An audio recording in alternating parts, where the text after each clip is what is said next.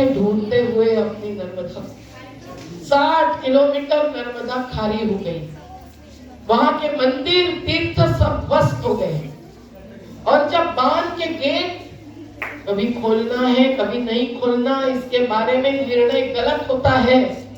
प्रधानमंत्री जी का जन्मदिन मनाना था, तो 17 सितंबर 2023 को क्या हुआ, ऊपर के सभी बांधों का पानी एक साथ छोड़ा और एक साथ गेट समारोह खत्म होने के बाद छोड़े, जबकि उसके पहले दिन से 172 गांव हमारे डूबे थे। तो हम लोग बहुत भीड़े थे। अधिकारी कह रहे थे, अरे दीदी चिंता मत करो, चिंता मत करो, गेट खुल रहे, गेट खुल रहे। सब झूठ था। इतने बड़े बांधों के गेट जब खोल गए तो 18 लाख क्यूसेक पानी चला गया। 600 क्यूसेक के बदले 18 लाख क्यूसेक, और उससे ध्वस्त हो गए हजारों एकड़ जमीन, हजारों घर। भरूच, अंकलेश्वर जैसे शहर के उद्योगों को भी भुगतना पड़ा, खेती भी भुगती गई, दुकानें भी ध्वस्त। पर ये सब होता है बड़े बड़े बांधों से। सुनो भाई, कईयों को ऐसा लगता है कि बड़े बांध तो विकास के प्रतीक है। ये कहा था कभी आधुनिक मंदिर पंडित नेहरू जी ने माना था, लेकिन पंडित नेहरू जी ने ही उसके बाद एक कार्यक्रम में कहा था, जहां B.R. कृष्णा अय्यर जी बड़े न्यायाधीश हाजिर थे।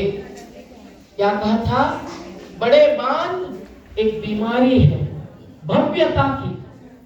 बड़े बड़े बांध, बड़े बड़े हाईवे, बड़ी बड़ी बिल्डिंगें, बड़े बड़े मॉल, ये भव्यता की बीमारी है, इसलिए हमको नहीं बनाना चाहिए।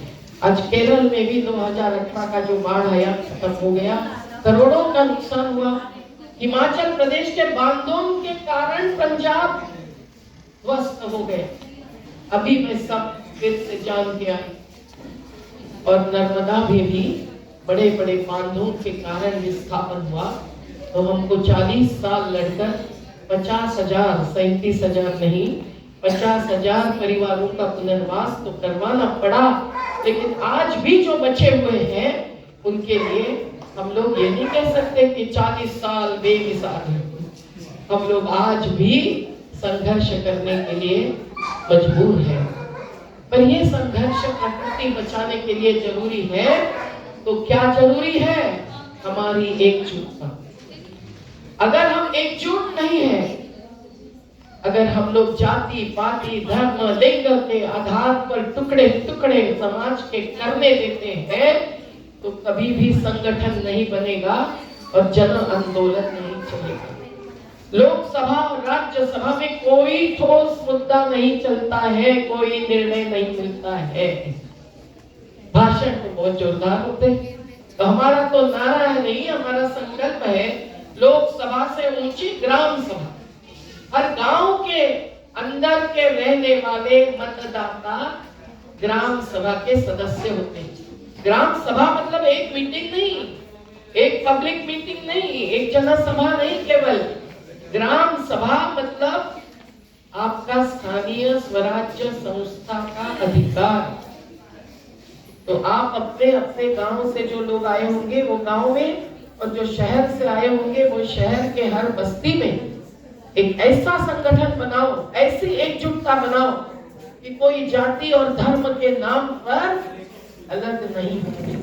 तो आप आपका पहाड़ बचाएंगे, आपके पेड़ बचा सकते हैं, आपकी नदी बचा सकते हैं। क्या होना चाहिए गांव में, धरती पर क्या नहीं होना चाहिए, नदी का नाला क्यों बन रहा है, आप सब कुछ सोचकर निर्णय ले सकते हैं कि कैसे आगे बढ़ना है और कैसे नहीं बढ़ना है।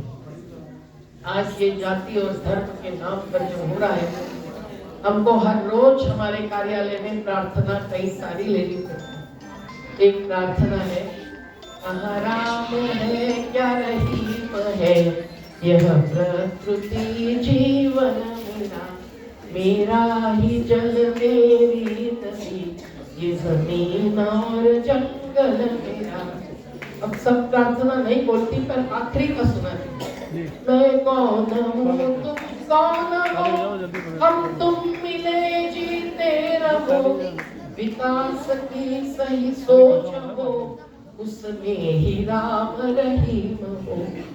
नहीं तो केवल हम पूजा करेंगे, हम राम की नहीं, हम नदी की पूजा करते हैं, हम पूजन करते हैं, हम नमन करते हैं, हम मनन नहीं करते हैं, तो कैसे बचेगी सतलज, कैसे बचेगी रावी, कैसे बचेगी नर्मदा, कैसे बचेगी पेरियार, कैसे बचेगी गोदावरी, कैसे बचेगी यमुना। तो आप सोच लीजिए कि हम लोगों को प्रकृति के हर संसाधन में ही हमारे भगवान अल्लाह है, ये मानकर चलना चाहिए। ईश्वर अल्लाह तेरे जहां में नफरत क्यों है, जंग है क्यों, तेरा दिल तो इतना बड़ा है, इंसान का दिल तंग है क्यों। ये हमको पूछना चाहिए सवाल अपने खुद के मन को। और जाति धर्म के पार हम सब एक है, ये मन में संकल्प होना चाहिए। अपना अपना गुरुद्वार, मंदिर, मस्जिद सब तो, मंदिर मस्जिद गुरुद्वारे में बांट दिया भगवान को, धरती बांटी सागर बांटा, मत बांटो इंसान को। ये हमको समझना चाहिए।